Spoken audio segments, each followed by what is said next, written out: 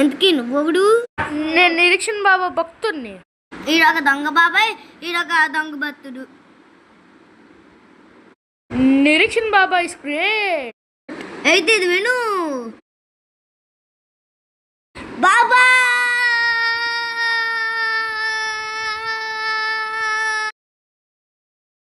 బాబా ఎందుకు పిలిచాడు? నాకు డబ్బులు కావాలి. బాబా ఇదిగో 1,00,000 రూపాయలు. సరే, ఇంకో 2 రోజుల్లో ఇచ్చేస్తా. సరే బాబా.